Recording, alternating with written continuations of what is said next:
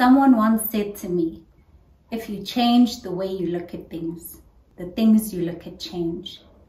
That stuck with me. Hi guys, welcome to my channel. For those of you who are tuning in for the first time, my name is Bomika Zilupindo. I am a clinical psychologist by profession and I'm currently completing my community service. And those of you who are returning to the channel, all 1,000 of you, thank you for your continued support. It doesn't go unnoticed. So today I want to speak about something that came up for me in a lot of conversations that I've been having recently. So I've been speaking to people about being a young mom, getting into marriage, what that experience has been like, finding a balance with work and personal life, establishing yourself within your career, and just how you're balancing all those things. And one thing that stuck with me in all of those conversations is the fact that everyone said, Ishbra, akukho lula, but siyazama. And yet for some, even in the face of this trying, they still continue to struggle in their everyday lives. And this brings me to what I'd like us to speak about today: mental health in everyday life. Before we speak about what constitutes mental health, having mental health difficulties, and how to manage those adversities in order for you to have a fulfilling life, I think it's important for us to understand what mental health is. Your mental health plays an important part in how you think, how you feel, how you behave in daily life, how you are able to cope with stress, build relationships, face challenges, and it even influences your ability to recover from setbacks that you experience in life. And another thing that we need to understand is that having strong mental health goes beyond just the absence of mental health problems. Having good mental health or emotional health isn't just about the absence of depression, anxiety, and other psychological problems.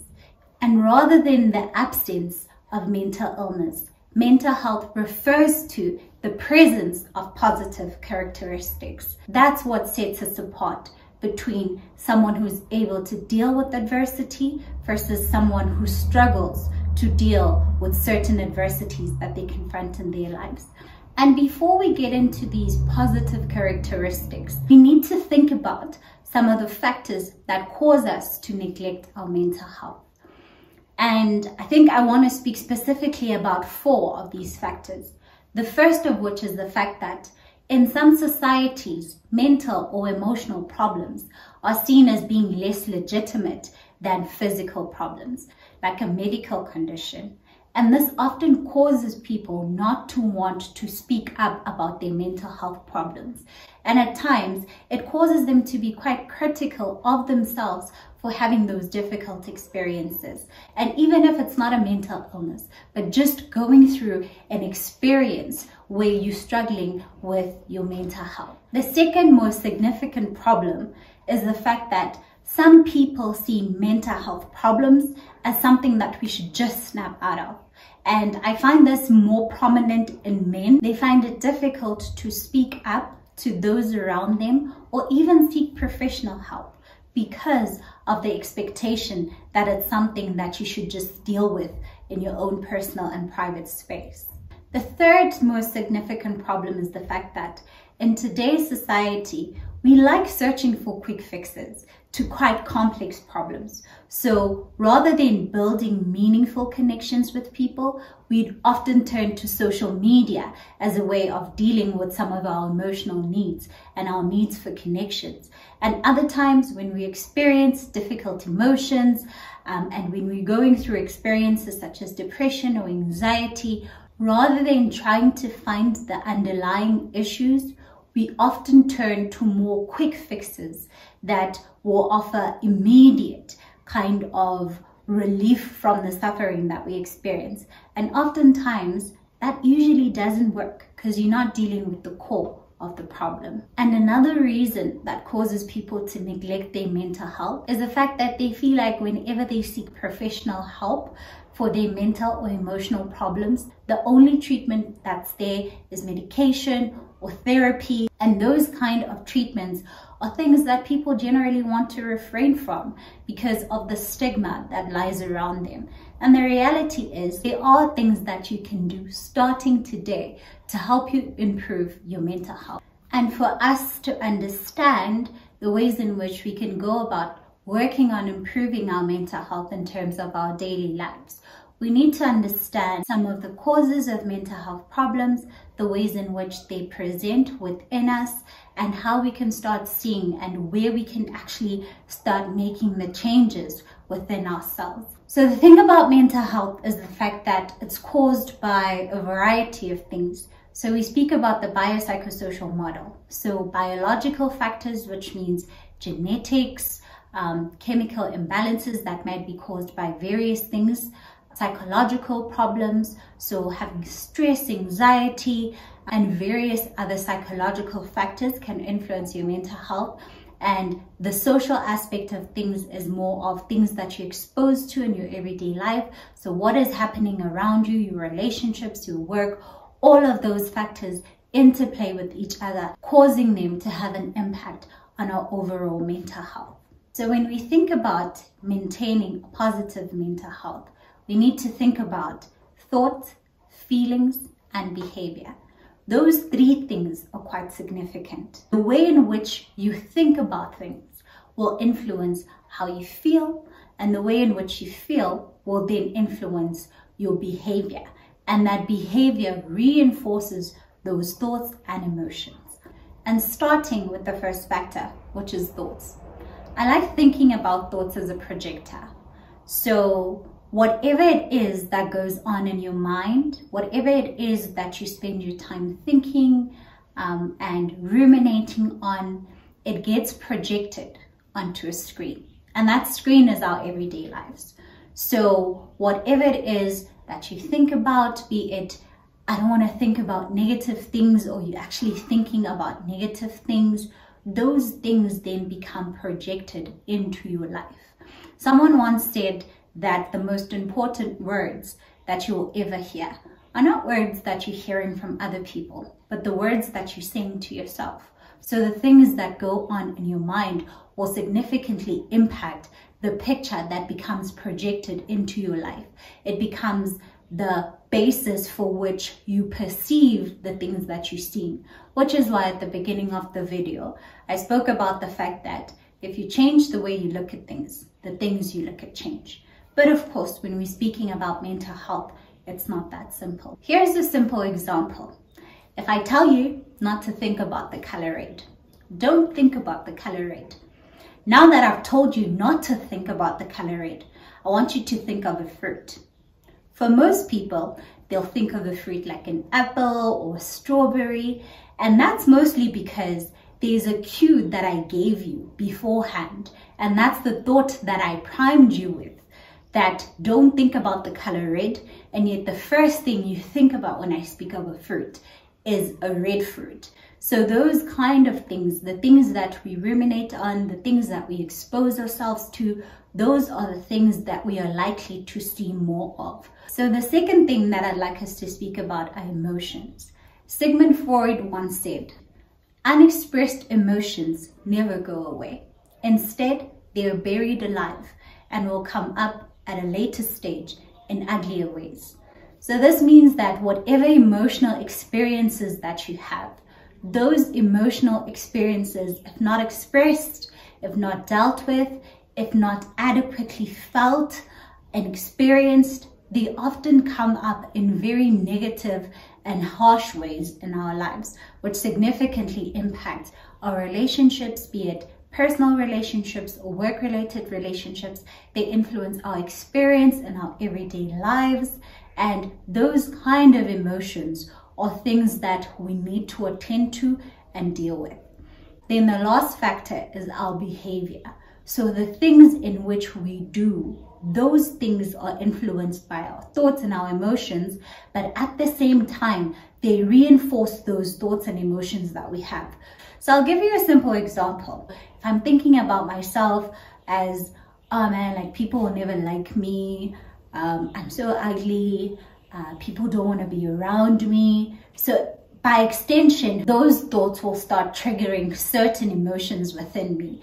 So I might start feeling quite anxious, I might start feeling quite withdrawn, I might start feeling quite self-conscious. Those kind of emotions then impact the way in which I behave. So now I don't want to be around people. When I am around people, I'm very suspicious of them. I'm very wary of how they're looking at me. I'm very conscious about how I think I'm making them feel when they're around me. And because of that behavior I start exhibiting, I might start withdrawing. I might not want to engage with people anymore. And that also reinforces the thoughts, because now if I don't spend time sitting around with people, when I'm with people, I feel like my thoughts or my opinions, they don't matter. Those people will be quite critical of them. I don't express myself in those spaces because of the thoughts that I'm having. So because of those things, then you start withdrawing, or you start refraining from sharing your thoughts, or refraining from expressing your emotions with other people. And then that just reinforces everything that no, people will never value the opinions that I have. People don't think of me positively. I'm actually not good enough. So the behavior itself is causing you to actually reinforce the thoughts that you have and the emotions that you have. So those things are quite significant when we're thinking about our mental health. And because of this, it's quite important for us to build our resilience in order to improve our mental health. Having a strong mental health doesn't mean that you never experience problems or you never go through hardships in your life. We all go through disappointment, loss, change. While these are normal parts of life, they cause us anxiety, they cause us stress, they cause feelings of sadness. And just as physical health, people are often able to bounce back, deal with these things, and be able to confront whatever obstacles that they faced with, or even injuries that they might encounter when they are physically strong. The same applies with mental health. We are able to deal and react and bounce back better from adversity, trauma, or stress when we have a solid mental health. That is what resilience is. People who are emotionally and mentally resilient, they have tools for coping with stress and adversity and having a positive outlook. They are able to remain focused, flexible, productive, both in good as well as in bad circumstances. Their resilience also helps them with being more open and less afraid of new experiences or uncertainty in the future. Even when they don't know what a solution to a problem they're confronted with is, they remain hopeful that there is a solution and they'll be able to get to it. So then the question becomes, how do we then build that resilience? How do we use our understanding of thoughts, emotions, and behavior in order to make us more emotionally and mentally resilient in our everyday lives, in order to help us better deal with challenges and adversities that we face in our life, be it internal challenges, so our internal emotional states, or external challenges that we encounter, which is more of the things that we get confronted with in our daily lives, be it work, relationships, children. Those things are things that we need to have a good grip on in order for us to build our mental health. And just to highlight 6 things that can help you in terms of building a more solid and stronger mental health are things like social connections. And this goes beyond just connecting with people via social media or using social media as the main tool in which you connect with people, but actually having more physical connections, being able to connect with and engage with people physically in our everyday lives. Also, it's quite important for us to stay active, and by active, I don't just mean that go to the gym or do home workouts, because to be honest, those can be quite tedious and feel quite draining for a lot of people. But simple things such as taking a walk rather than driving places. And also it's quite important for you to manage your stress. So stress to a certain level can be helpful for us because it can get us to start things and be productive in our everyday lives. But stress that's not managed can become quite problematic. So being intentional with dealing with all the things that are stressful for your life. So identifying things that you are able to deal with, other things that are not within your control, and being able to find different ways of dealing with whatever stresses that you have in your life to ensure that they are managed. And also having more of a brain healthy kind of diet. So this is not about being aware of the calorie intake that you have, but trying to maintain more of a balanced diet. So are you eating enough fruits? Are you eating enough veggies? Are you eating enough proteins? All those things that are quite important for your physical health, but also for your mental health. And another thing that I feel like a lot of people take for granted is the quality of your sleep.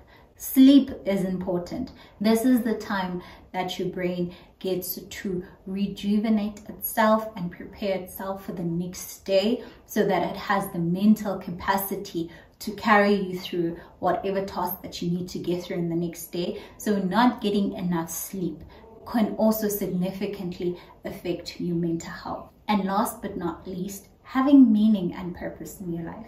And meaning and purpose goes beyond just having a job or having relationships, but those activities and relationships that you engage in need to be things that have purpose for you. They have meaning for you and for your life. They are things that are adding to the value of your life.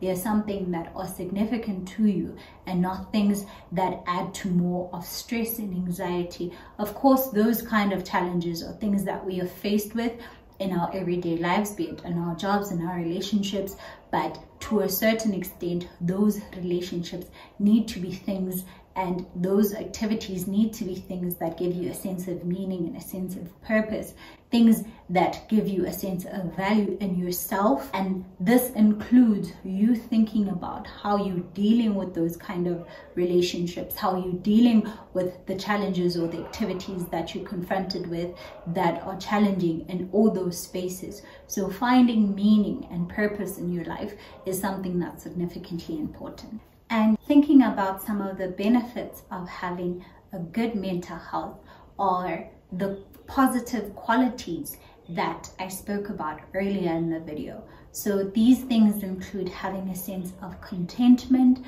with where you are, with your life and your sense of being, having a zest for living, being able to have fun and laugh, and other things such as having the ability to cope and deal with stress and being able to bounce back whenever you experience certain setbacks or challenges in your life, having a sense of meaning and purpose in your life.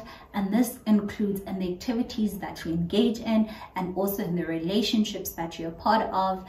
And again, this goes beyond just intimate relationships we have. So also work relationships, having a sense of meaning in things that you do beyond your work or professional life or your romantic relationships. Having the flexibility to learn new skills and ability to adapt to change. Also, quite importantly, having a balance between work, life, play, rest, and activity. Also being able to build and maintain meaningful relationships in your life, and also having a sense of self-confidence in yourself, having good self-esteem and holding yourself in quite high regard. Those are significant things and they are good indicators of having positive mental health. This brings us to the end of our video. So in conclusion, I think I also want to just highlight that it's important for us not to compare our journeys with our mental health, with the journeys of other people. And this is because we are all different. We all have different experiences. And even if we do have similar experiences, but the way in which we experience those kind of experiences is different and unique to who we are. So understand yourself, understand what works for you, what doesn't work for you, and use that as a guide for you in helping you in your journey. And sometimes it might feel like the best that you do is not enough, but it's a good start. And that's something that you continue to build on. So thank you so much for tuning in. And please don't forget to like, comment, and subscribe to my channel. I really like hearing from you guys about how you're finding the videos, what else you'd like to see in terms of the videos. And I'll catch you guys next time. Thank you for watching. Mwah.